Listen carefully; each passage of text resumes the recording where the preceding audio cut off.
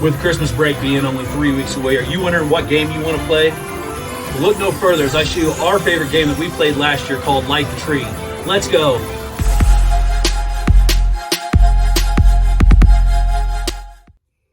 Let's take a look at the equipment I use to play Light the Tree. The first thing I'm going to do is I'm going to lay out 4 gym mats to separate the teams by. We draw wristbands out of the bag to decide who's on what team, which is the tip that I talked about in my tip of the year in the last video. I use 24 colored hula hoops. I use purple, blue, yellow, green, orange, and red.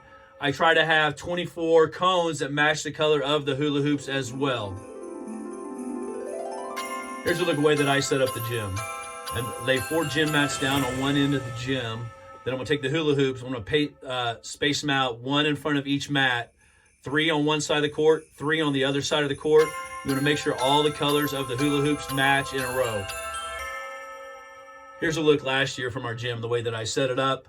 The lighting is just awful last year. Thank the Lord we got our new LED lights and as bright as can be in our gym.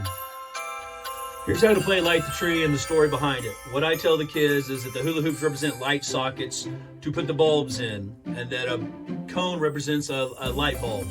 If the cone's laying down, the light's off. If the cone's standing up, then the light is on. Their goal is to light up all 6 lights that they have right in front of them first before the other teams. I tell them that a hula hoop and a cone must be of the same color to actually light up. If you don't have enough cones for that to happen, then eliminate that rule. But it's a pretty good rule to have, because when they set it up in between rounds, sometimes they'll put the wrong colored cone in the wrong colored hula hoop, and they'll think that they've won or that it's not the correct procedure, and they don't win the game.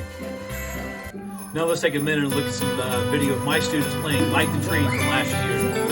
After that, we will take a look at some rules that you need to remember.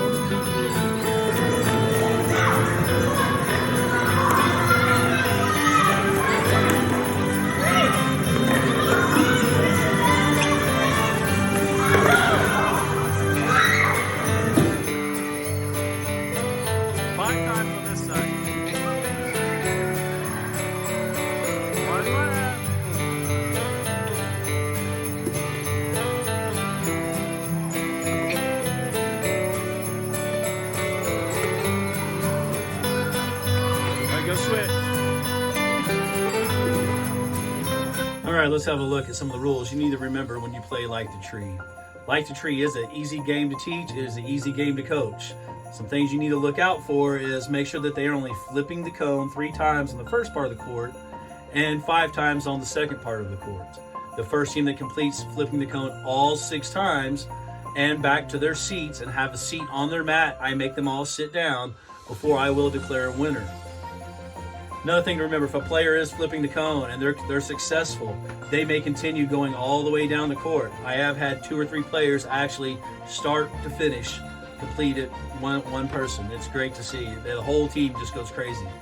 Another thing, the cone must make a full rotation. They can't just drop the cone or flip it from the bottom with a half rotation. It needs to make a full rotation.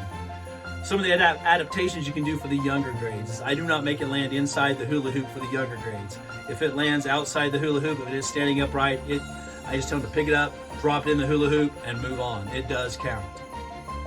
Hey, I hope you enjoyed learning about Light the Tree. If you have any suggestions, if you don't like the name Light the Tree, I've called it Christmas Light Fight or Holiday Light Fight before.